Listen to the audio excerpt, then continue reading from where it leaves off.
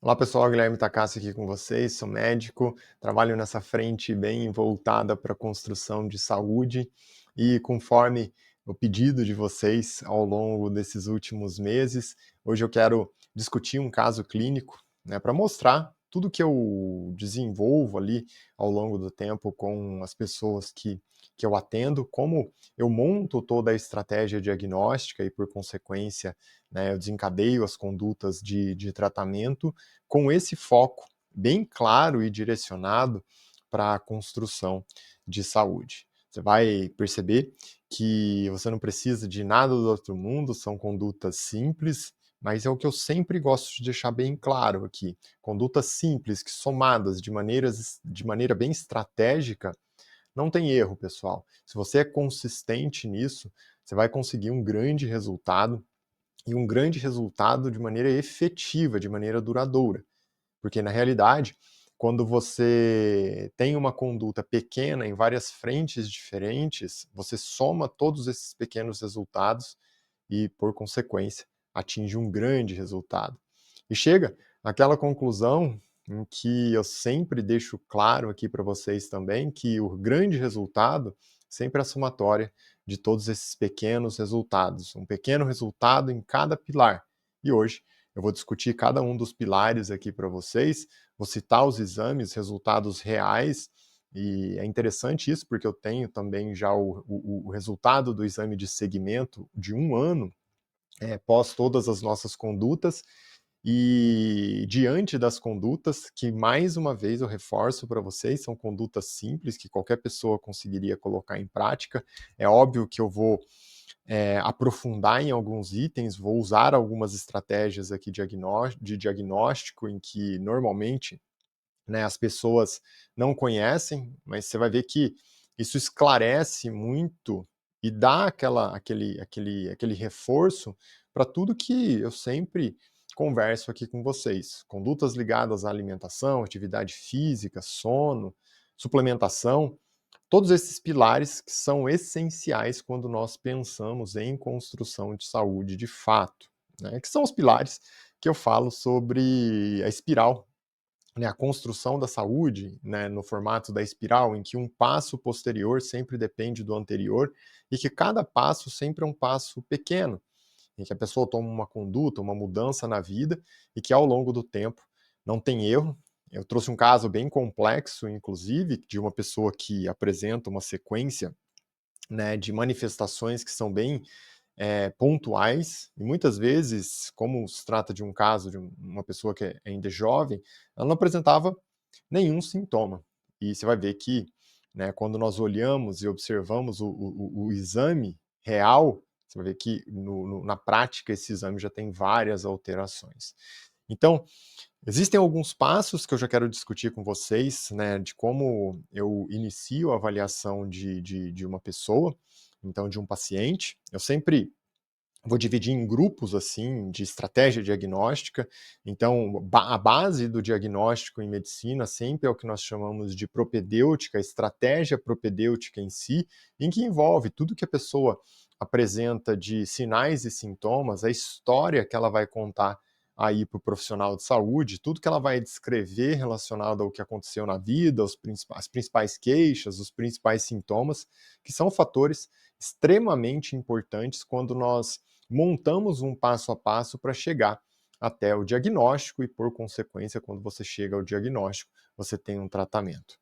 Então, a partir disso, existe aqui um conjunto de exames que eu vou conversar com vocês. Normalmente são exames de sangue, em que nós vamos, né, construir um passo a passo para identificar o que existe de fatores que podem aumentar a chance de doenças crônicas, como glicação, inflamação, processo oxidativo, um déficit, né, de capacidade de metilação, que são itens que todas as doenças crônicas apresentam em comum.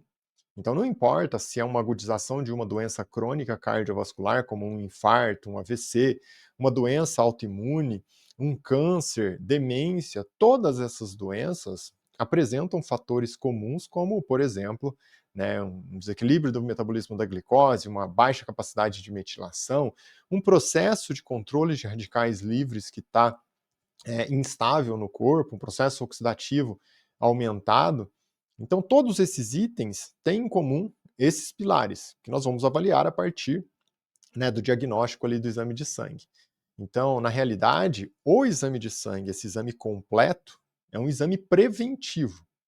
É um exame que eu vou buscar itens, né, que estão acontecendo possivelmente na vida dessa pessoa, que durante anos esses itens descompensados podem levar a uma doença crônica, como um infarto, um AVC, um câncer, uma doença autoimune. E existem também, né, exames que são exames não preventivos, mas exames de diagnóstico precoce.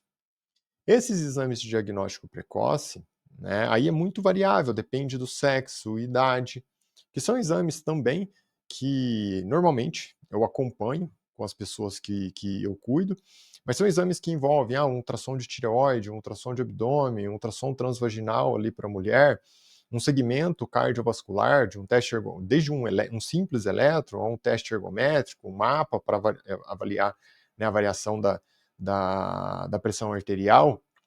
E também nós temos aqui, né, ao longo da idade, depende também do processo de envelhecimento, a idade cronológica dessa pessoa, uma avaliação mais específica da parte gastrointestinal, então a colonoscopia, a endoscopia e itens assim.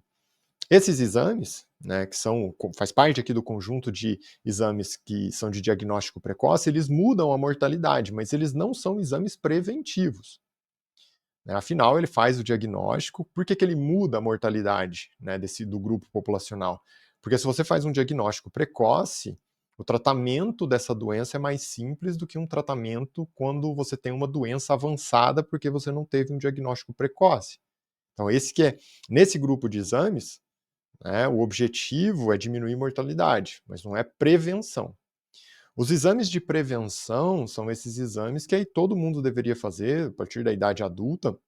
Exames de sangue são exames simples, mas que em conjunto, quando você avalia tudo, inclusive com a história da pessoa, inclusive com a propedêutica médica, nós temos uma riqueza de informação enorme, que esse sim, né, são exames que nós usamos de fato para prevenção de doenças de maneira geral. Então, esse é o primeiro ponto que eu quero que vocês tenham clareza, existe uma diferença.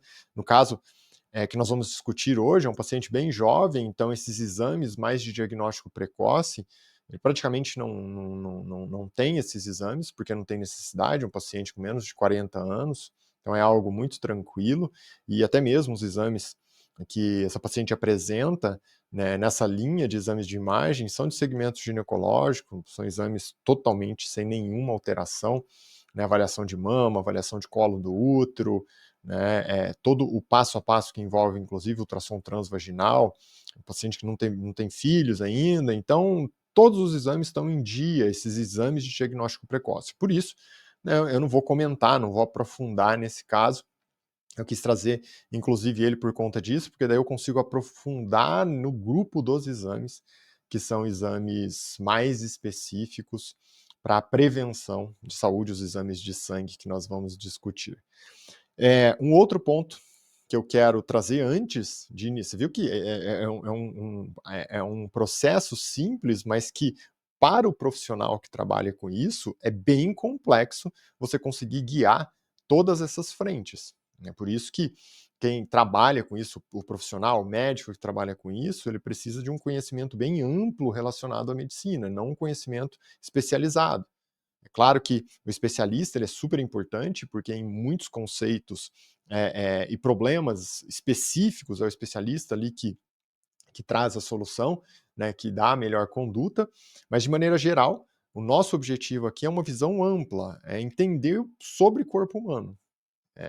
E naturalmente, né, é um conhecimento muito amplo e por isso que o profissional que trabalha com isso é um pré-requisito mesmo, tem que gostar de estudar, tem que gostar de se aprofundar em todos esses conceitos que eu vou discutir aqui com vocês. E aí, quando nós pensamos nesse grupo de exames de sangue, existe um ponto essencial que é sobre, né, como você faz uma avaliação desse exame de sangue. E aqui o que eu já quero deixar bem claro, porque é algo que já me chamava atenção desde o período em que eu estava na faculdade de medicina, e exatamente sobre com frequência, né, as pessoas olham um exame de sangue e daí pegam o resultado ali de um exame de sangue, a partir desse resultado do exame de sangue, eu vou lá no valor de referência e comparo, o valor de referência do exame de sangue é de tanto a tanto, se o meu exame está ali no meio, está ótimo, está normal, segue a vida. Mas isso não faz muito sentido, e aqui eu vou trazer um exemplo prático para você desse caso específico ainda, para mostrar que esse raciocínio ele é muito simples para algo, como eu acabei de falar, para o profissional de saúde que trabalha com isso, é um raciocínio muito mais complexo. Apesar das condutas serem simples e impactantes, o raciocínio é extremamente complexo. E é por conta desse raciocínio extremamente complexo do profissional que nós damos uma conduta muito efetiva, uma somatória de condutas simples. Então, quando eu avalio um valor de referência, né, até interessante, porque vou usar aqui do próprio laboratório que essa paciente fez os exames, vou pegar aqui a referência mesmo. Você tem uma referência no exame laboratorial dessa paciente da dosagem de ferritina. Eu vou comentar isso mais à frente, mas normalmente as pessoas olham a dosagem de ferritina para avaliar a reserva de ferro no corpo. Você vai ver que isso é muito. É um item dentre tantas outras coisas que esse exame pode mostrar de informação para a gente. E essa dosagem de ferritina, se eu olho lá o valor de referência fala assim, você pode ter uma variação de 26 até 446 microgramas por litro. Aí, é a primeira pergunta que já vem aqui, que eu quero deixar claro para vocês. Você conseguem perceber que é uma variação muito grande? Nós estamos falando de 26 até 446. Então, se a pessoa tem um valor que está aqui no meio, ela é considerado normal?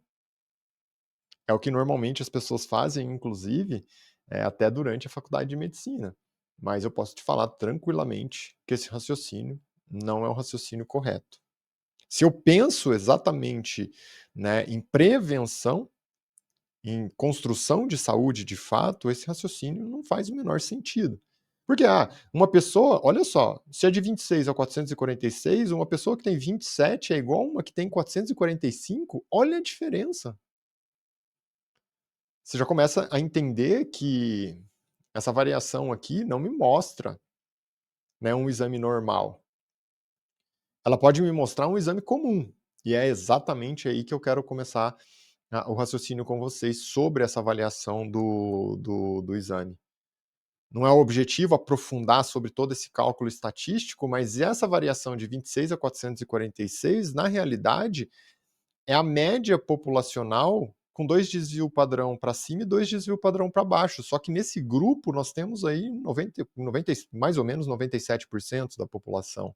Então, se você tem um exame que se encaixa aqui, na realidade você tem um exame comum à população. Não significa que é um exame normal.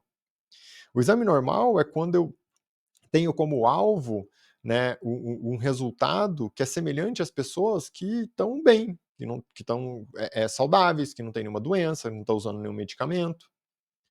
E aí tem uma forma de cálculo para isso, né, não vou aprofundar, não é o objetivo, não estou dando aula para profissional da saúde que vai trabalhar com isso, mas são esses valores que são valores considerados normais.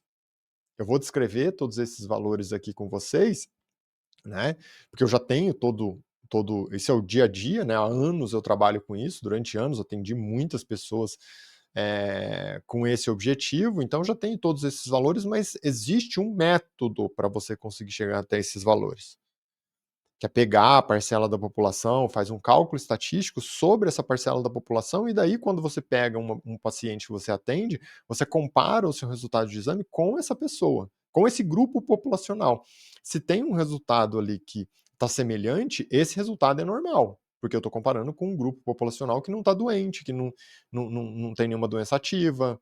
Agora, se eu pego a média populacional, passa a estar vivo. Às vezes é uma pessoa que usa 10 medicamentos diferentes, é uma pessoa que tem uma doença ativa, é uma pessoa que está tratando algo, só está viva, entendeu? Então é esse que é o parâmetro, né. Ah, se eu estou ali dentro daquele intervalo, do 26 ao 443, no 46, no caso da ferritina, significa que é normal? Não, significa que é um exame comum. O que que é um exame normal? É um exame que eu comparo o meu valor com as pessoas que têm que têm o valor da ferritina e não estão doentes, estão bem, são saudáveis, não estão tratando nada, não usam medicamento. É esse que é o objetivo. E é esse raciocínio que eu vou usar aqui para vocês para avaliar todo o processo diagnóstico. E aí eu vou falar sobre as condutas, tal, e assim por diante. Então, agora vamos, depois dessa breve introdução, vamos começar a discutir o caso de fato, que se trata, né, de um paciente, sexo feminino, 35 anos de idade, não tem nenhuma queixa específica aparentemente, me procurou porque foi uma indicação de outra pessoa que eu cuidei, teve um resultado muito interessante também. E daí ela falou: "Não, eu quero cuidar da minha saúde, não tenho nada, não uso nenhum medicamento, estou bem de saúde e tal". Aí, frequentemente, o que que eu faço, né, para essas pessoas, para essa idade, eu faço uma triagem com todos esses exames, ela fez todos os exames ali, tem todos os resultados, chegou para a primeira consulta, e daí, inclusive, eu peguei todo o histórico de vida dela e fui avaliar. Então, antes de fato de olhar para os exames, o que que eu fui entender? Nossos 5 pilares. Como que é a rotina dessa pessoa? Né, associado à alimentação, por exemplo. Alimentação, atividade física, sono, se usa suplemento, medicamento, saúde mental. Então, num primeiro momento, isso, né, 1 ano atrás, depois eu vou falar dos outros resultados depois de 1 ano das nossas condutas, era uma pessoa que trabalha no mercado financeiro, tal, tem uma vida ali, uma rotina corrida, tem uma boa posição no mercado financeiro, uma alimentação em que ela come muito fora de casa, viaja muito, tá o tempo todo viajando, viaja tanto frequentemente para fora do país. Então tem uma alimentação que come em lugares muito bons, mas uma alimentação que não tem nenhum tipo de restrição ou em que avalia muito bem o que tá comendo. Então consome de tudo.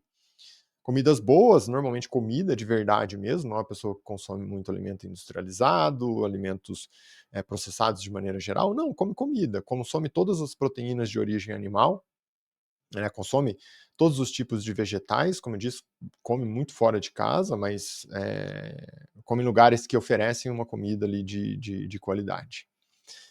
Hã Perguntei sobre atividade física, se tem uma rotina de atividade física, como viaja muito, trabalha, cada hora está num lugar do mundo, tal. É uma pessoa que não tem uma rotina muito, montada a respeito de atividade física. Existe a possibilidade, mesmo quando está viajando, está em hotel, normalmente hotel tem está viajando a trabalho, está em hotel, o hotel tem academia, mas acaba que na prática está sedentário, né, há pelo menos ali uns 2, 3 anos, assim, não faz um exercício de rotina, faz um exercício ou outro de vez em quando, mas rotina mesmo montada, faz atividade física tantas vezes por semana, não faz. Essa é a realidade. Sobre o sono, dorme bem, não tem uma queixa direta sobre o sono. Como eu disse, uma pessoa que viaja muito, às vezes, né, acontece ali de mudar fuso, tal, então num momento ou outro o sono piora um pouco, mas não tem uma queixa específica de uma pessoa que, dorme mal, não consegue dormir, não consegue iniciar sono, não consegue manter, nada disso. Consegue dormir bem, tem uma boa rotina ali, dentro do possível, né, por conta do trabalho, mas não tem uma queixa específica para sono. Sobre medicamentos, suplementos, algo assim, não usa nada, né, não tem nenhum, não usa nenhum medicamento de rotina, não usa nenhum suplemento de rotina. E saúde mental, eu sempre pergunto sobre saúde mental, é um questionário extremamente específico, aprofundo bastante nisso com as pessoas, mas de maneira geral, o que eu posso deixar aqui claro para vocês, né, não é o objetivo falar sobre autoconhecimento, desenvolvimento pessoal aqui hoje, mas é uma pessoa que vive, né, sobre uma carga de estresse muito marcante. E sobre os pilares que envolvem saúde mental, que frequentemente até no curso da Espiral da Saúde existe um pilar lá da saúde mental que eu falo sobre autoconhecimento, os relacionamentos, tal. Claramente, né, a fonte de estresse está muito ligada ao trabalho.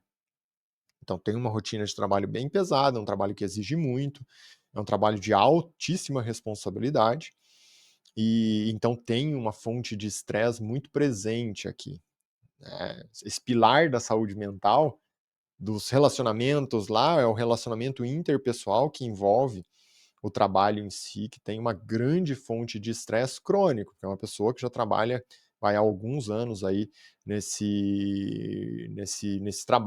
nessa rotina de trabalho, né, no mercado, que tem uma alta pressão, uma alta responsabilidade. Então sim, tem um estresse marcante. Essa rotina, né, de antecedente familiar, principalmente primeiro grau, não tem nada que chama super atenção. Ah, tem história na família de doença cardiovascular, tem história na família de uma doença autoimune ou outra, mas são, familiares mais distantes, não é nada tão próximo, então não chama tanto atenção num primeiro momento, tá, é óbvio. É claro que isso, com evolução, a gente consegue, usar essa informação de uma maneira muito específica, mas num primeiro momento não é um fator super relevante, tá? Então tá tudo sob controle aqui, também relacionado a antecedente familiar.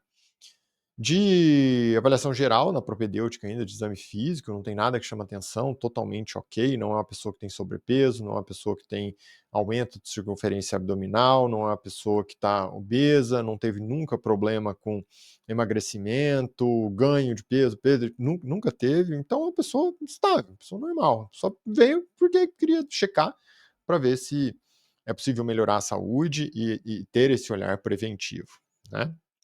Beleza. Aí o que acontece? Vamos lá, vamos avaliar aqui o conjunto de resultados de exames, né, dessa pessoa eh, quando eu solicitei lá os exames, esses exames exames de sangue para um olhar preventivo e o que essa pessoa apresentou de resultados, né. Então vamos pensar assim, eu vou falar primeiro desses resultados, depois de todas as condutas e os exames depois de 1 ano, porque as condutas, né, foram realizadas e tomadas ali para a pessoa, desencadear ao longo de 1 ano. Meus tratamentos são bem longos, né, eu não foco em um tratamento de 2 meses, 3 meses, não é esse o objetivo, porque eu quero alguma coisa para a vida da pessoa, eu quero pensar sobre qualidade de vida, né, promoção de saúde, para a pessoa ficar bem, para envelhecer bem, para ter qualidade de vida, então não faz sentido eu ficar fazendo um segmento ali com 1 mês, né, 2 meses. Não, eu faço segmento ao longo do ano, monto a estratégia ao longo do ano para essa pessoa, ó, pelo menos, né, 6 meses. Nesse caso, eu montei a estratégia ao longo de 1 ano para gente observar os resultados que nós conseguimos. O que essa pessoa, né, essa paciente trouxe inicialmente de resultado de exame? Então vamos lá. Quando eu vou seguir, passar por todos os exames, vou avaliar todos eles na sequência aqui, e depois vou voltar e falar sobre as condutas e trazer os resultados, né, depois desse período todo. Então, o que nós observamos? Primeiro, né, tem um exame aqui que é um hemograma. Vamos ver que o hemograma traz de informação para a gente, né? Então, se eu observo o hemograma, nós temos tanta porção das células vermelhas no corpo, que o foco é tentar entender a característica dessa célula vermelha, porque ela é super importante para a gente. Afinal, a partir dessa característica, nós temos ideia de como é o transporte de oxigênio no corpo dessa pessoa.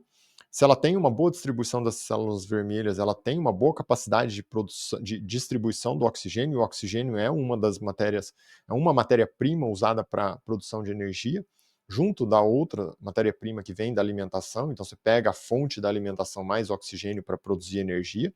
E aqui já tem um detalhe que é assim, ó, não necessariamente essa pessoa que apresenta uma boa capacidade de transporte de oxigênio apresenta, consequentemente, uma boa produção de energia. Porque boa produção de energia sempre está conectado com saúde. É o que eu já falei aqui para vocês muitas vezes. Só que é pré-requisito. Então, quando eu observo o hemograma, a célula vermelha, ela tem uma boa quantidade de hemoglobina, né? Essa pessoa tem lá 14 de hemoglobina, tem uma boa distribuição, o volume da hemácia, que é onde tem que é a célula sanguínea, onde está a hemoglobina que transporta o oxigênio, é uma hemácia num formato que está bonitinho, né, tem um volume adequado, então que é o VCM, tem a concentração da hemoglobina que está adequada lá dentro também, a velocidade de produção dessa hemácia está ok também, que é o RDW, então tudo está perfeito aqui, nada que chama atenção aí para a gente. Quando ainda no hemograma eu avalio a parte de sistema imune, mesma coisa, né? Essa pessoa apresenta uma boa quantidade de células brancas, que são os leucócitos, e a divisão dos leucócitos mostra tanto a imunidade mais precoce como a imunidade mais tardia ali, né? Toda essa dança do sistema imune está todo equilibrado, né? A quantidade total de células brancas está com uma boa quantidade, então tem 8.000 células brancas, está bem dividido, uma boa quantidade de neutrófilos, uma boa quantidade de basófilo, uma boa quantidade de linfócito, uma boa quantidade de monócito. Se eu olho até para a coagulação sanguínea, a mesma coisa, que são as plaquetas, né, essa coagulação, essa via mais que nós chamamos de primária, 245.000 plaquetas, então está tudo tranquilo. Aparentemente, né, o hemograma dessa pessoa é um hemograma ótimo. Não apresenta nada aqui que chama atenção. No entanto, quando eu desço aqui, ó, eu vou avaliar, né, porque se a hemoglobina e a hemácia, por consequência, que é a célula que tem hemoglobina, o corpo ele usa ferro para produzir a hemoglobina, o que acontece? Vem a parte de metabolismo do ferro. Então, eu observo ali, né, a dosagem de ferro no exame está em 121, uma boa dosagem de ferro, a capacidade de ligação, o grau de saturação, tudo ok. Mas, aí vem o detalhe. Quando eu chego na ferritina, essa pessoa apresenta uma ferritina de 534. Aqui, ele começa a me chamar a atenção. Porque, aparentemente, a ferritina é uma proteína produzida no fígado que funciona como reserva de ferro. Então, ela conecta o ferro e funciona como reserva. Porque quando eu preciso trocar a célula sanguínea, que é a hemácia, né, o que a ferritina ela faz? Ela libera esse ferro, que está lá na reserva, para produzir uma nova célula sanguínea. Então, essa é a função inicial da ferritina, lá no fígado. Porém, quando, né, a ferritina começa a aumentar de maneira expressiva, por quê? Lembra que eu falei ali, ó, o que é um valor ideal para ferritina? Um valor ideal para ferritina é uma ferritina entre 50 e 100, mais ou menos, que está lá naquele grupo populacional, que é um grupo que está saudável. Tal. 534, apesar de estar bem próximo ali até do valor de referência, é um valor que está muito alterado para a gente. Aqui começa, né, o raciocínio e a estratégia diagnóstica que é muito diferente. Porque um exame que poderia ser considerado, praticamente normal, para a gente é um exame que está muito alterado, porque se eu aceito ali no máximo um 100 para essa pessoa, né, para idade, sexo, tal, isso tem uma variação também. Se está em 534, tem algo muito alterado. E o que acontece, né, qual seria uma possível causa para um aumento tão expressivo de ferritina? Se eu sei que a ferritina é uma proteína que está sendo produzida no fígado, a cadeia metabólica da produção dessa proteína lá no fígado está muito associado a excesso de estado oxidativo. Então aqui, né, se eu sei que lá no fígado a correção de radical livre acontece próximo dessa cadeia metabólica da ferritina, se está aumentando é porque provavelmente tem muito radical livre lá no fígado. Agora, o porquê desse radical livre?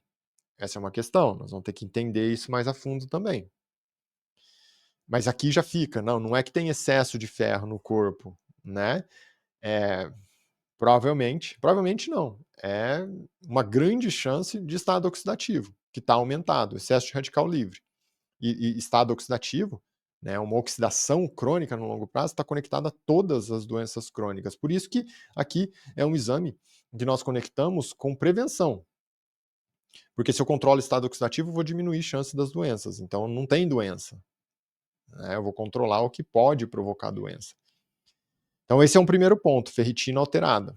Joia, vamos seguir aqui nosso exame. Aí vem para uma sequência que envolve o metabolismo da glicose.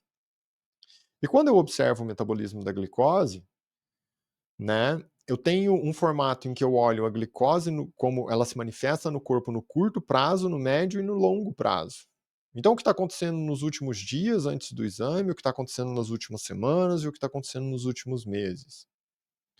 Glicose alterada é um dos principais problemas ligados a um impacto negativo na doença cardiovascular, na causa da doença cardiovascular, que é o processo de glicação, que nada mais é do que a glicose se conectando à célula e altera o formato dessa célula e, por consequência, desencadeia um desequilíbrio no sistema imune. O sistema imune entende que aquela célula ali com glicose está alterada e vai entrar num processo inflamatório crônico vai desencadear a inflamação crônica no corpo. Quando eu olho para a dosagem de glicose no sangue, né, é um fator mais do que está acontecendo nos últimos dias. Nesse caso, o que nós observamos aqui? Ó, uma glicose de 92. O que seria o mundo ideal? Uma glicose sempre abaixo de 90, no máximo 90. Então aqui, apesar de pensar que assim, ó, nossa, diabetes seria lá a glicose acima de 125 e tal, olha a distância. Se eu comparo com aquele grupo populacional que eu falei com vocês no início, que são as pessoas que estão saudáveis, eu quero uma glicose abaixo de 90 sempre. Se está 92, está um pouco alterado. Só que se eu vou mais a fundo, eu entendo que assim, ó, quem é o hormônio que tira esse excesso de glicose da corrente sanguínea para a glicose cair na dosagem ali da corrente sanguínea? É a insulina, que é um hormônio produzido no pâncreas. E essa insulina, né, eu quero um valor sempre abaixo de 10, sempre, com o objetivo de deixar em torno de 5. E o que se observa aqui nesse exame é que eu tenho uma insulina de 26. Então, se eu quero uma insulina sempre abaixo de 10, se possível próximo de 5, está com 26, olha o tamanho do intervalo. E muitas vezes as pessoas encaram que assim, ah, não, mas esse valor está lá dentro praticamente do intervalo, do valor de referência, então está tranquilo, está normal. Não, não está normal, está comum. O que é normal seria um valor abaixo de 10, próximo de 5. Se está 26, olha como está alterado. Então, eu consigo manter uma glicose ali próximo de 90, 92, só que às custas de uma produção extremamente alta de insulina, que é o hormônio que está sendo produzido lá no pâncreas. Então, primeira coisa, esse excesso de insulina já sobrecarrega o pâncreas. Esse excesso de insulina, para tirar aqui também essa glicose, vai começar a gerar um estado inflamatório crônico no corpo, se isso persistir. Porque quanto mais insulina, mais estado crônico eu gero. Quanto mais insulina, uma outra função da insulina é retenção de sódio, retenção de líquido. Então, se eu aumento a retenção de sódio e retenção de líquido, eu aumento a chance, né, de desencadear um processo de hipertensão, aumento da pressão arterial. Beleza, entendemos aqui. Mas vamos observar essa relação, então, entre insulina, né, e glicose, para ver se tem uma sobrecarga no pâncreas mesmo, para corrigir essa glicose no sangue. Como que nós observamos isso? É um índice que nós chamamos de índice-OMA. O índice-OMA aqui está em 5,9. Qual que é o objetivo? Eu quero deixar esse índice-OMA sempre abaixo de 2. 2,5 no máximo. Porque daí mostra que o pâncreas está trabalhando com tranquilidade. Ótimo. Vamos observar mais a fundo, então. Se eu quero entender agora essa glicose ao longo de meses, né, eu checo a hemoglobina glicada. A hemoglobina glicada está em 5,5. Aparentemente, é um resultado que não está tão alterado, mas está no limite. Apesar da referência falar em valores muito mais altos, qual que é o objetivo? No máximo, eu quero um valor de hemoglobina glicada de 5,5. E o que na realidade, eu tenho de objetivo? Né? Chegar o mais próximo possível de 5 a hemoglobina glicada. Por que a hemoglobina glicada mostra para a gente como que está o processo do metabolismo da glicose ao longo de meses? A hemoglobina está dentro da célula sanguínea, que é a hemácia, e a glicose, quando ela gruda na hemoglobina, ela não sai mais. Ela só muda, só sai quando você troca a célula. A hemácia, ela tem uma meia-vida, mais ou menos, ali de 90 dias, 90 a 100 dias. Então, quando eu troco, eu mudo a hemácia e eu mudo a dosagem de hemoglobina glicada, porque a hemoglobina está dentro da hemácia. Então, esse valor me dá uma noção do que está acontecendo na hemoglobina da pessoa, né, na glicose, lá na dosagem sanguínea da pessoa, pelo menos aí, né, em torno de uns 3 meses. Então 5,5 é um valor que está limítrofe. Mas eu sei que o metabolismo da glicose, por conta de todos esses outros fatores, está alterado. Não está num bom caminho para uma pessoa jovem de 35 anos. Seguindo aqui, o que eu observo? Vamos ver, né? Se eu tenho excesso de glicose, esse excesso de glicose que a insulina está tirando da corrente sanguínea vai mandar para algum lugar. Inicialmente ela tenta colocar dentro das células, principalmente célula muscular, por isso que é tão importante ali a questão do exercício. O que sobra eu vou tentar mandar para o fígado, e no fígado eu vou converter esse excesso de glicose para o quê? Né? Qual que vai ser o processo metabólico aqui? O corpo, lá no fígado, vai pegar esse excesso de glicose e colocar numa cadeia metabólica para converter para triglicérides, que é uma reserva energética. Esse triglicérides, né, ele começa a aparecer na corrente sanguínea, mas ele vai acumulando no fígado e também, se isso persiste de maneira crônica, você vai começar a acumular na região abdominal, que é a gordura da região abdominal, que é o que aumenta a circunferência abdominal. Então, o que eu observo aqui? Ó?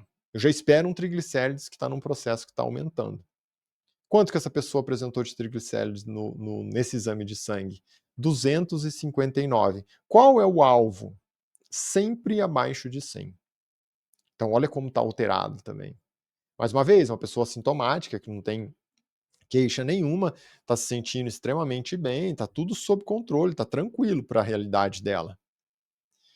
Então, o triglicérides está muito alterado. Se o triglicérides altera, né, isso já começa a falar, junto de todos esses resultados, já começa a falar de um metabolismo da glicose que está alterada, potencialmente, pelo menos, uma resistência à insulina, porque está produzindo muita insulina para controlar tudo isso. Se eu tenho todo esse processo de resistência à insulina, a tendência é o quê? Começar a alterar a distribuição do colesterol no corpo. O colesterol é um lipídio que é usado para diversas funções no corpo, produzido principalmente no fígado, mas usado para várias funções, faz parte da construção de novas células e também é matéria-prima para a produção hormonal. Se eu tenho glicação, processo inflamatório pela insulina alta, toda essa descompensação da glicose, eu tenho dificuldade tanto na entrada do colesterol na célula para se transformar em hormônio, por exemplo, né? Como também eu tô com um metabolismo no fígado, até pela própria ferritina que está alta, que está aumentado. E isso estimula muito a produção exacerbada do colesterol lá no fígado. Então vai aumentar a quantidade de colesterol por várias vias diferentes aqui. Quanto que é o colesterol total dessa pessoa? Para pessoa jovem, 244 apareceu de colesterol total. Valor elevado. Né? Aparentemente, nossa, que seria interessante, um valor abaixo de 200. Mas no caso do colesterol, é muito mais consequência de tudo isso que está acontecendo, que eu citei para vocês até agora, do que só um valor isolado. Ah, reduzir o colesterol num valor isolado é muito simples, usa um medicamento, usa uma estatina que reduz o valor do colesterol, mas nós queremos entender a causa. A distribuição do colesterol tem um HDL de 50, um LDL de 152 e um VLDL de 42. Então, se eu quero entender mais a fundo essa distribuição, eu faço a relação com outro lipídio importante do corpo, que é o triglicérides. E principalmente a lipoproteína de alta densidade, que é o HDL. Então, ó, 259 por 50. Quanto que eu queria, né, eu tenho de objetivo nessa relação? Uma relação sempre menor que 2. Então, se eu tenho 50 de HDL, eu teria no máximo 100 de triglicérides, que foi o que eu citei. Só que essa pessoa tem 259. Né? Então, ela tem aqui, ó, quase uma relação entre 5, 6 vezes maior do que deveria. E deveria ser 2 vezes no máximo. Mais um fator que mostra agora uma distribuição ruim dos lipídios no corpo, e isso sim, no longo prazo, aumenta, né, chance de doença cardiovascular. Se tudo isso está acontecendo, o que eu vou observar? provavelmente existe um estado inflamatório crônico no corpo. Qual que é a melhor via para olhar estado inflamatório crônico? Proteína C reativa. Qual que é o objetivo da proteína C reativa? Em torno de 0,05, abaixo de 0,1 sempre. Quanto que essa pessoa tem? 1,3. Um valor aí pelo menos 10 vezes maior do que deveria. Mais uma vez, uma pessoa que está assintomática, pessoal. Não tem queixa, é jovem, 35 anos. Vamos seguir nosso raciocínio aqui, para entender isso mais a fundo? Sempre que tem acontecendo tudo isso no corpo, o corpo tem mecanismos, né, para corrigir e tentar lidar com essas situações. Um mecanismo muito importante é a metilação. O grupo metil deriva da homocisteína. Tem muita gente que nunca fez esse exame na vida. E daí o que nós observamos assim, né? Se tem tudo isso acontecendo, provavelmente o corpo está tentando corrigir o tempo todo. Então está usando muito a capacidade de metilação, vai gastando muito. A homocisteína é o que né, deriva para o metil. O que pode acontecer aqui? Faz sentido eu dosar o metil? Não, porque o metil eu uso de acordo com a necessidade. Agora a matéria-prima, que é a homocisteína, esse faz sentido. Se eu estou com a homocisteína muito alta, o que acontece? Você está falando muito a favor de uma capacidade de metilação baixa. É inversamente proporcional. Homocisteína alta, metilação baixa. Homocisteína baixa, metilação alta. Só que o que eu preciso? Uma alta capacidade de metilação, que é o que me protege.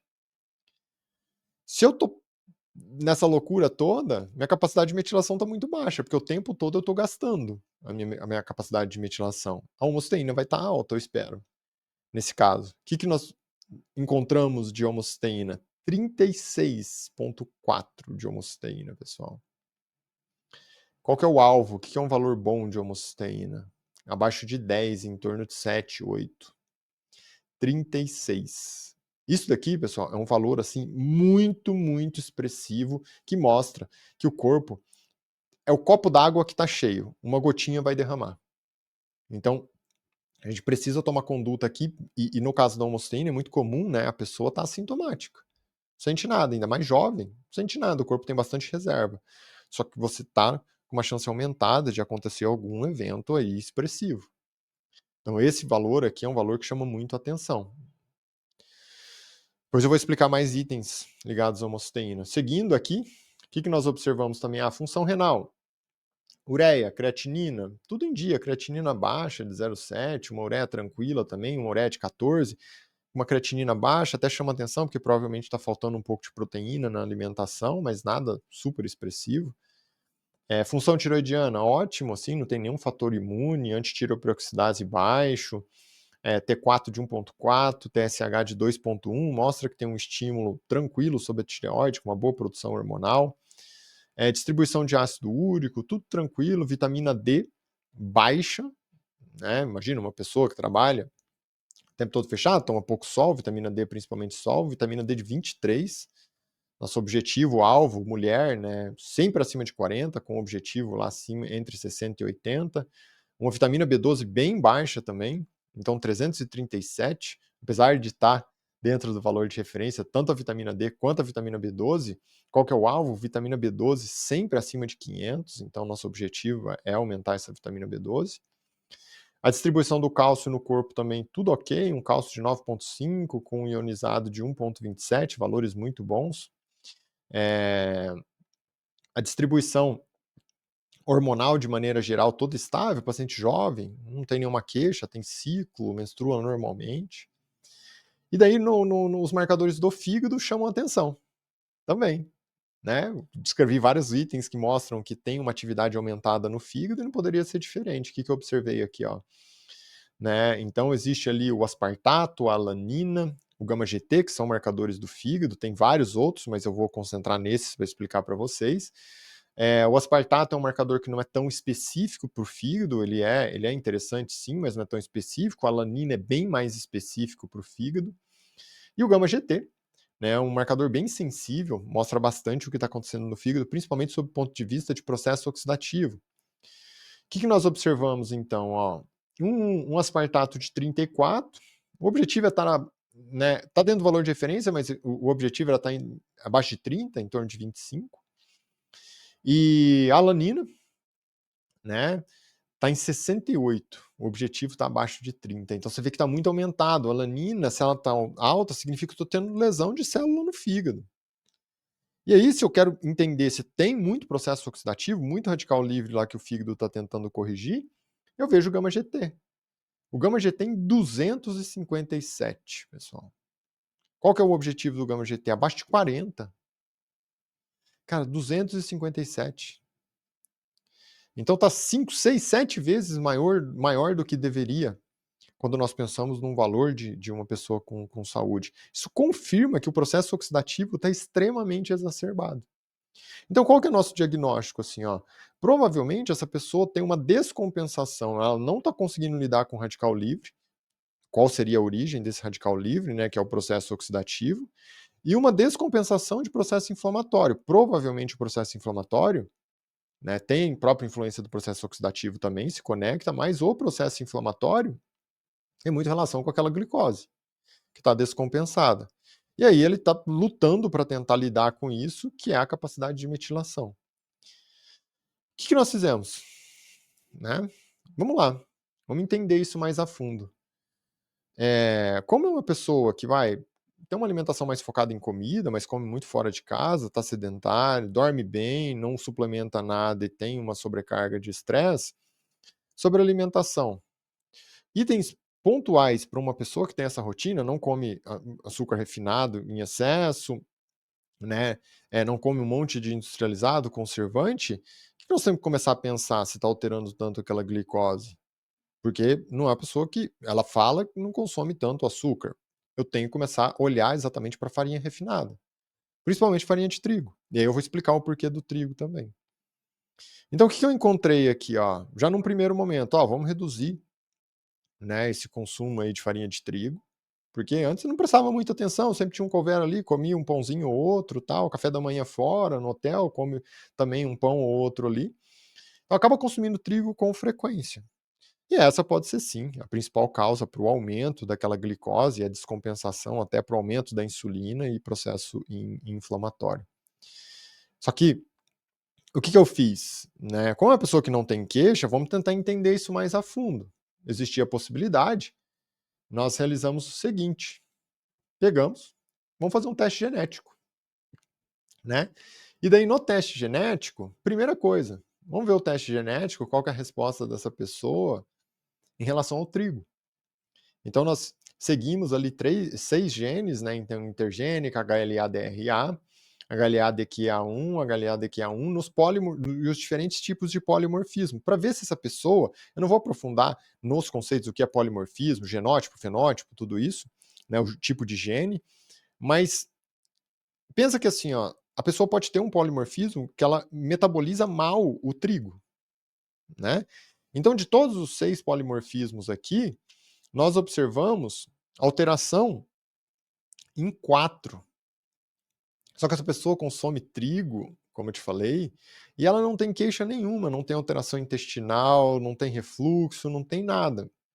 Mas, com esse exame genético, é muito claro que trigo faz mal para essa pessoa. E aí, se eu vou também no teste genético, eu vou tentar enxergar aqui os polimorfismos do gene do MCM6, que é o gene que avalia a relação com o leite. E aí, pessoal, olha só para essa pessoa aqui, ó. Ela tem polimorfismo, os piores polimorfismos aqui. É uma pessoa que é intolerante. Só que ela não percebe, ela consome coisas que tem leite, um queijo aqui, ali, um café com leite, alguma coisa assim, e não percebe. Já tá tanto tempo, né? Você imagina, às vezes está 30 anos, mais de 30 anos consumindo, não percebe, não tem mais sintoma. Só que o sintoma aparece no exame. E quando a gente começar a melhorar esses fatores, ela vai perceber coisas que ela tinha antes, mas ela nem percebia porque estava há muito tempo, ela confundiu o comum com o normal, entendeu? Então o que nós fizemos assim, ó, tem que diminuir ao máximo o consumo de tudo que tem trigo e tudo que tem leite, mantém a rotina de alimentação, né, focada em comida, mas direciona essa linha de raciocínio para esses alimentos. Já era uma suspeita, porque você não consome açúcar refinado, tem uma descompensação tão grande de insulina, ó, farinha refinada. né, e potencialmente alimentos que têm leite ali também, para ela, no caso aqui, o leite confirmou muito, o leite ou o trigo com o teste genético, trouxe essa clareza enorme pra gente. Beleza, evoluindo aqui, o que que nós fizemos? Ó, vamos entender mais a fundo, né, o processo da atividade física. Então, na atividade física, como aqui no exame de sangue eu consigo observar que provavelmente essa pessoa tem aqui, ó, baixa exposição à proteína, tal, também na alimentação, já conversou com o nutricionista, né, trabalha já junto comigo, e acertamos a dieta para a quantidade mais ou menos de proteína. Como eu disse, a pessoa come muito fora, mas você orienta para ela entender como que ela vai consumir essa proteína. Afinal, tinha uma ureia muito baixa, uma ureia de 14, que é baixa, sim, não é só sobre função renal, a ureia mostra pra gente a metabolização da proteína. Então aumentamos isso e aumentamos frequência de exercício. Qual que é o objetivo do exercício? Faz o que conseguir, mas eu quero pelo menos 120 a 140 minutos por semana. E aí, né, com foco dentro do possível, de exercício com carga, com peso para proteção de massa magra. Se tem mais massa magra, tem uma boa taxa metabólica basal. Quem quer entender isso, tem um episódio inteiro aqui sobre que eu vou discutir, faço toda essa discussão, né, de taxa metabólica basal. E aí acertamos essa questão da atividade física. A pessoa que falou, não, eu consigo me comprometer a fazer atividade física 3 vezes por semana, consigo chegar nesse tempo e vou priorizar, sim, exercício com carga, porque mesmo quando estou viajando, consigo ali fazer um pouco dessa atividade física. Alinhamos a questão da atividade física, o sono, não tinha muito o que mexer, né? Tudo tranquilo. Na suplementação, o que foi feito? Primeiro, quando eu observei aquela homocisteína, que estava aqui, ó, vou trazer aqui de volta para vocês, que estava em 36, 36,4, isso chama atenção. Porque mesmo uma pessoa que está descompensada, que o corpo está corrigindo muitas coisas, uma homocisteína de 36 é muito elevada. Ah, vamos fazer teste genético? Então já vamos checar isso. E daí, no teste genético, o que nós observamos? Né? Porque poderia ser um erro ali mesmo. No teste genético, nós observamos que ela tem, né, um polimorfismo ali que é negativo de conversão da vitamina B9, que participa daquele processo de produção do grupo metil, e da vitamina B12, que também participa. Então, na dosagem, inclusive, a dosagem do sangue estava baixa em vitamina B12 e já tem um polimorfismo que ela não consegue ativar. Então, o pouco que ela tem, nem é muito desse pouco, nem é ativo. Então, opa, aqui já começa a ter uma influência também, né, dessa questão que envolve ali o processo de metilação no corpo. Então, quando nós observamos o polimorfismo aqui para a vitamina B12, ela apresenta aqui um genótipo intermediário para 3 polimorfismos, e da vitamina B9, né, apresenta também um intermediário para um polimorfismo. Então, o que eu sei? Opa, tem vitamina B12 já baixa, tem que suplementar. E nesse caso da suplementação, nós temos que suplementar o quê? Vitamina B9 ativa, vitamina B12 ativa em dose alta, para conseguir corrigir isso.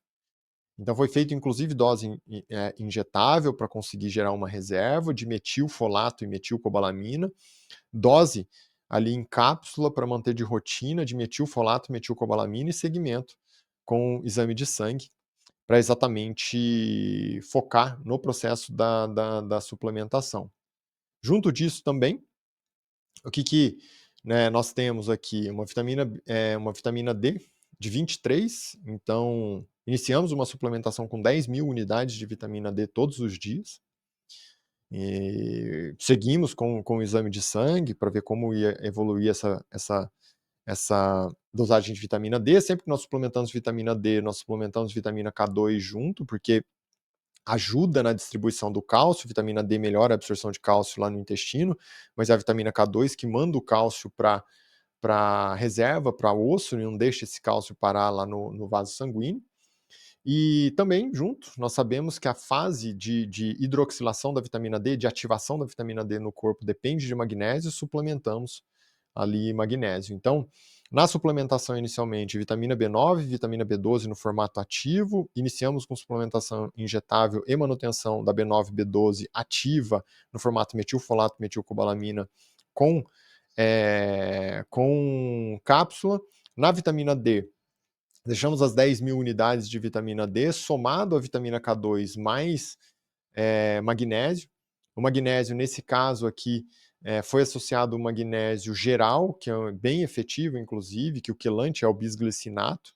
Então, suplementado vai 300 miligramas de magnésio bisglicinato 2 vezes por dia, inclusive com a dose noturna, né, com foco, né, nesse impacto positivo na qualidade do sono.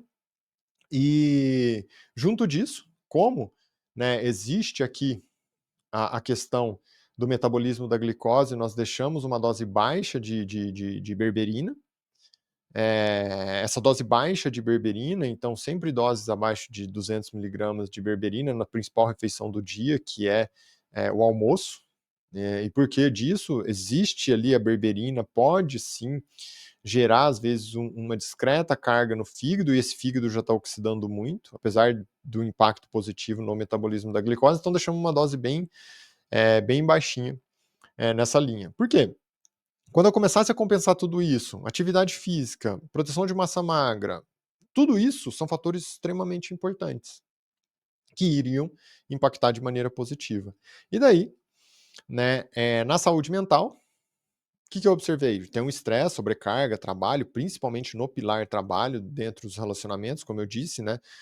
Não vou discutir tudo isso relacionado à forma em que eu acabo conduzindo saúde mental, mas o que nós temos de ciência é que quando eu dou uma conduta aqui para a saúde mental, em que eu associo a atividade física à terapia, eu tenho resultados muito positivos no manejo de estresse. E óbvio, somado a tudo que nós discutimos de alimentação, atividade física, sono e suplementação. Então, o que eu fiz aqui, ó, na saúde mental? Ó, você vai me garantir lá atividade física 3 vezes por semana, você já falou, por conta de todos os outros objetivos metabólicos, mas agora na saúde mental nós sabemos que tem uma grande influência. E somado a isso, terapia, 1 vez por semana, inicialmente, né, aquela terapia que ajuda, para ele ajudaria muito, para ela ele ajudaria muito no processo, né, de solução dos problemas que envolvem o estresse ali do trabalho, do dia a dia. Então a gente chegou à conclusão que seria interessante fazer uma cognitivo comportamental. Iniciamos essa estratégia aqui para a somatória entre atividade física e TCC, terapia cognitivo comportamental, para manejo de estresse. Então acabamos fechando todo o ciclo, né, em que envolve a alimentação, as condutas da alimentação, principalmente relacionadas à farinha de trigo e leite, que o teste genético confirmou isso para a gente. Na atividade física, se comprometeu a fazer atividade física pelo menos 3 vezes por semana, com o alvo de pelo menos, no total, 140 minutos por semana. O que seria mais fácil, uma atividade física com peso, com resistência, então tá ótimo, né? É o que a gente conseguir, porque tem uma rotina muito pesada, até do ponto de vista de viagem. No sono, não tivemos grandes mudanças, só uma associação do magnésio ali no período noturno, que é um magnésio bisglicinato, que também ajuda na qualidade do sono. Na suplementação, descobrimos que essa pessoa tem polimorfismo que impacta de maneira negativa o processo de metilação, principalmente devido à vitamina B9 e à vitamina B12, então nós suplementamos vitamina B9 e B12 no formato ativo, tanto em alta dose inicial, depois como manutenção em cápsula, o magnésio, dose baixa de berberina, e corrigimos a vitamina D com vitamina K2, por conta daquele valor baixo lá de 23 da vitamina D. Na saúde mental, manejo de estresse, trabalhamos associação entre atividade física e, para essa pessoa, depois da discussão, né, terapia cognitivo-comportamental de rotina, possivelmente 1 vez por semana, né, só quando tiver em trabalho, alguma coisa se não conseguisse, mas a rotina aqui, o compromisso seria 1 vez por semana. Foi feito toda essa estratégia, todo um segmento ao longo do ano, inclusive da suplementação, tal, na rotina, mas o exame completo, novamente, como eu disse, né, o segmento seria para 1 ano de tratamento, para observar como que essa pessoa respondeu. Ao longo do tempo, a melhora clínica já iniciou com alguns meses, assim, então a pessoa começou a falar que estava com muito mais energia, capacidade de raciocínio, ânimo, ganhou uma clareza mental muito maior, e no início ela aparentemente não tinha queixas, então isso que é interessante, né? Ela começou a perceber que tinha muita coisa errada, de queixas, mas que não percebia porque fazia parte da rotina. Percebeu que mudou muito o padrão intestinal, então nem era uma queixa lá no início, mas agora ficou claro assim nesse momento e está totalmente associado àqueles alimentos que faziam muito mal, então glúten e leite, né, que foi comprovado pelo teste genético para nós. E passou até a dormir melhor, lembra, o sono não era uma queixa. A somatória da atividade física ali com a terapia ajudou muito no manejo de estresse, de qualquer forma ainda tem uma rotina muito marcante associada ao estresse, por conta principalmente do trabalho, mas daí, né, vamos observar os exames, os resultados depois de 1 ano, o que nós conseguimos em si. E passando aqui por todos os exames desde o início, né, hemograma todo normal, mas não tinha nenhuma alteração, o que nós observamos? A ferritina, né, sofreu uma queda de 534 para 200. Então, queda muito expressiva, né, em 1 ano. É óbvio que nós tínhamos um objetivo maior ainda, nós continuamos ali o tratamento, mas em 1 ano já saiu dessa queda ali de 534 para 200. Foi muito positivo, já mostra que o estado oxidativo está reduzindo, porque essa ferritina era de estado oxidativo, como nós discutimos anteriormente, chegamos a essa conclusão, né. A glicose era uma glicose de 92, 93, continuou uma glicose de 92, mas a insulina saiu ali de 26 para 8. Então, olha o tamanho da queda da insulina. Mais uma vez, o hormônio que metaboliza essa glicose. A glicose está no mesmo valor, mas eu preciso de muito menos insulina. Insulina alta gera estado inflamatório. Qual que era o alvo? Abaixo de 10, próximo de 5. Opa, o que aconteceu com a relação insulina-glicose? O indicioma era 5,9, veio para 1,8. Atingiu o alvo, né? Qual que era o alvo? Ficar abaixo de 2, em torno de 2, 1,8, olha que fantástico. E a hemoglobina glicada saiu de 5,5, veio para 5,1. E aqui, muito bonito esse resultado também, pessoal, o triglicérides saiu de 259, veio para 138. Sempre tem o que melhorar, o objetivo é ficar abaixo de 100, mas é fantástico. O colesterol, né, saiu de 255, veio para 179. Olha que fantástico. Todos esses resultados, assim, ó, não foi usado nenhum medicamento, não foi usado nenhuma estratégia do outro mundo, não foi feito nada de um procedimento super estratégico e inovador, nada disso. Foram tomadas condutas simples e até mesmo a suplementação, não é uma suplementação gigantesca, né? Nós estamos falando de uma suplementação em que a pessoa tinha ali 2, 3 itens de suplementação, vitamina D, as vitaminas do grupo B, a berberina e o magnésio, ponto. Tinha nada do outro mundo, aquela suplementação que tem 50 cápsulas por dia, nada disso. A homocisteína saiu de 36,4 e veio para 7,1. Então, de fato, também aqui nós chegamos e confirmamos aquela conclusão que existia, sim, né, uma alta demanda para corrigir tudo que estava acontecendo de problema, mas também um problema genético. E esse problema genético nós confirmamos através do teste e chegamos a esse resultado extremamente positivo, né? Nós sabemos que uma homosteína aumentada aumenta a chance de todas as doenças crônicas, principalmente cardiovasculares, que agudizam como infarto, AVC, tal. Então, fantástico, né? É lindo esse resultado, sair de 36,4 para 7,1 de homocisteína. O que nós esperamos? Se melhorou a insulina, melhorou o metabolismo da glicose, melhorou colesterol, tirou a sobrecarga do fígado, a ferritina está caindo, a homocisteína caiu. O que eu espero de estado inflamatório?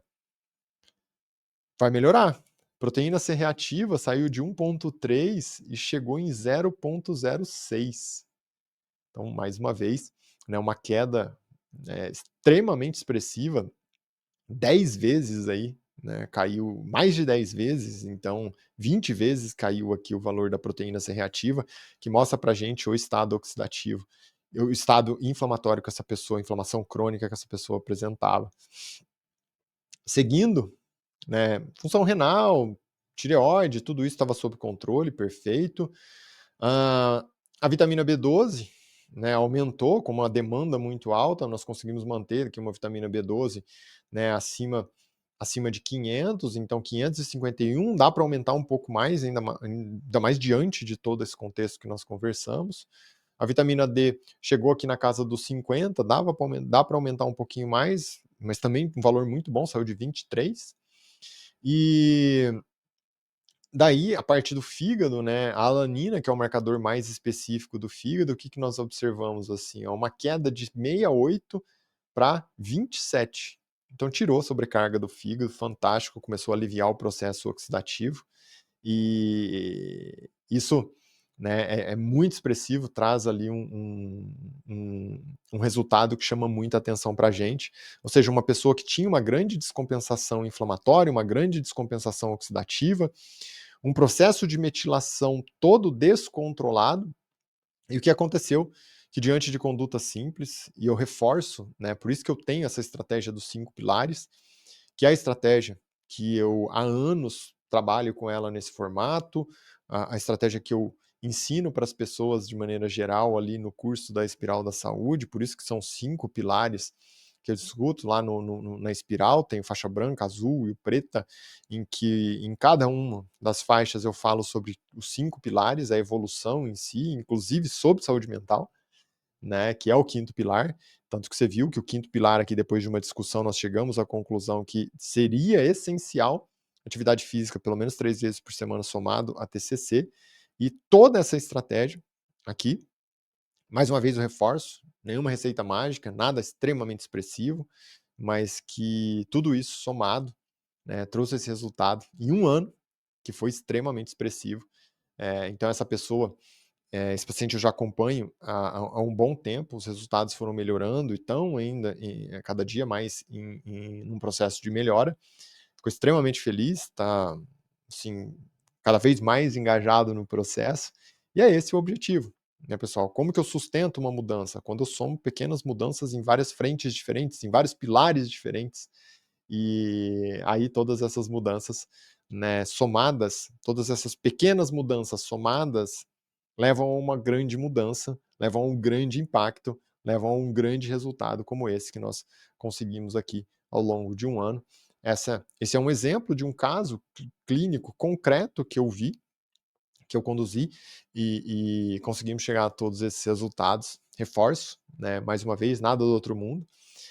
Quando eu vejo um caso, é óbvio que eu ajudo a pessoa a trabalhar aquilo que é mais impactante para ela, por isso ela também otimiza os resultados, mas se você acompanha tudo que eu falo, aprende sobre todos os conceitos que eu falo, tudo que eu descrevi aqui de conduta são conceitos em que, se você pegar, assistir todos os episódios aqui, se você acompanhar as mídias, se você pegar com atenção, eu tenho certeza, tudo que eu descrevi aqui, tá, né, exposto aqui para todos vocês. Então, por isso que meu objetivo é exatamente trazer esse conhecimento médico complexo de uma forma simples para vocês. Vocês viram que, para o profissional que trabalha com isso, são conceitos extremamente complexos. Eu falei de genética, eu falei de polimorfismo, eu falei de fenótipo, de genótipo, falei de exames preventivos, falei de exame de sangue, diagnóstico clínico, diagnóstico laboratorial, estratégia terapêutica.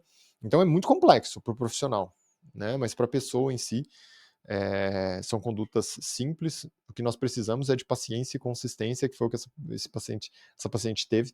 Por isso, ela teve tantos resultados positivos, por isso ela conquistou tantos resultados positivos, ela melhorou muito a saúde, e eu fico extremamente feliz com esse tipo de resultado, e também fico muito feliz, né, em oferecer conteúdo aqui para vocês, trazer isso até como uma motivação, oferecer conteúdos de diversas formas para que vocês consigam se beneficiar, levar esse conhecimento para as pessoas mais aí próximas de vocês se beneficiarem também. E é claro, né, como sempre, não poderia deixar de pedir, se você gostou desse conteúdo, né, para me ajudar, curte esse vídeo, acompanha o canal, comenta aqui que você gostou, comenta aqui o que mais já te impactou de maneira positiva de tudo que você já viu, e envia para as pessoas. E é claro, quanto mais você comenta, curte os conteúdos aqui, mais, né, o YouTube ajuda a espalhar esse vídeo para atingir mais pessoas.